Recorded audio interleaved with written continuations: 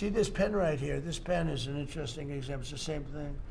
So this pen is very inexpensive, but it writes well. I like it. But I can't have the pen the way it was. You know what it is. I don't want to give too much publicity, but they do treat me well. Sharpie.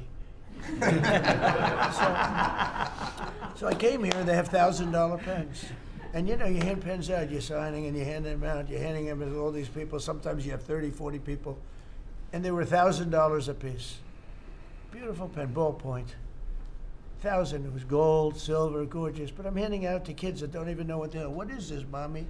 It's kids. They're getting a pen for $1,000. They have no idea what it is.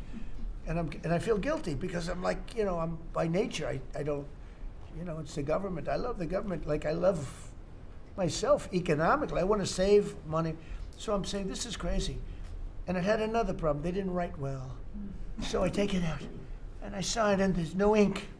And I got all you people looking, and you're saying, there must be something wrong with Trump. And I'm signing, and there's no ink in the pen, and it costs $1,000. This one, I called the guy. I said, I'd like to use your pen, but I can't have a gray thing with a big S on it saying Sharpie. As I'm signing a $1 trillion airplane contract to buy brand new fighter jets, brand new B-2 bombers, of which we just ordered plenty. I can't do that with the press. Use your pen, but I like the pen the best, but I'll sign it. I could do like Biden did, you know? Give it to somebody else to sign, or an auto pen. Or maybe sign it separately in another room, but I can't use your pen. He said, well, I can make it nicer. I said, what can you do? He said, I'll paint it black. I said, that's nice. And I can even paint the White House on it, sir, if you like, in gold. Almost real gold, not bad. And I can even do your signature, sir.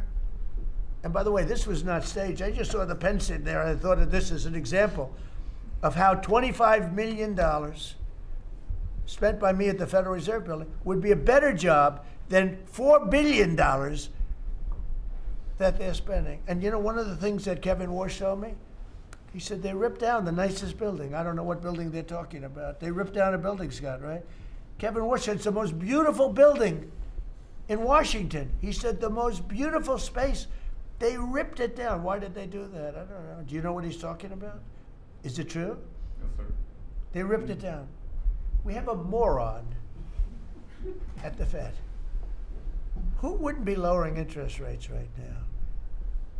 But I want to thank Jeanine Pirro and Pam and her group for having the courage to bring this suit. And I believe that the contractor on that job is probably one of the richest men in the country right now. I believe that it's not possible to spend that kind of money. $3 billion, $4 billion, nobody knows, nobody has any idea what it is. But it's over $3 billion, and it's probably going to be over $4 billion by the time they finish. And it may never get finished. Unless I take it over, I'll get it finished. But it can never be what it was. It's never going to have those beautiful ceilings. It's never going to have those incredible walls. The walls were 1.5 feet thick of solid masonry. They ripped them down for no reason. And I just gave you the story. And just to finish on this one, so I told that story to somebody and said, yeah, but it's not the same thing. I said, you're right. This one is better. It writes. So the guy said to me, you don't have to pay me, sir. I'll give them to you for nothing. I said, no, I don't want that. Let me pay you. I want to pay you. No, sir, you don't have to. You're the President of the United States. He was shocked. The head of Sharpie gets a call. I don't even know who the hell he is. He said, is this really the President? He said, no, you don't have to pay me, sir. This is such an honor. I said, nope, I want to pay you. And he said, what would you like to pay? I said, how about $5 a pen? He said, that's all right, whatever the hell we agreed to. Peanuts. As opposed to 1,000. And these were $1,000 pens. And we were giving them out. Sometimes, you know, you were there for signings. I'd have 30, 40 people standing behind me. I'd give out 40 pens to people. Then somebody would say, could I have a couple extra?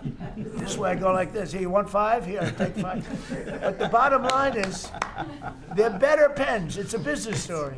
So for $5, could be 0, but for $5, I get a much better pen than for $1,000. And I can hand them out. And actually, they become hot as a pistol. So what can I tell you? Yeah. With that, could I give it to, please, a man who's done a great job at Treasury staff?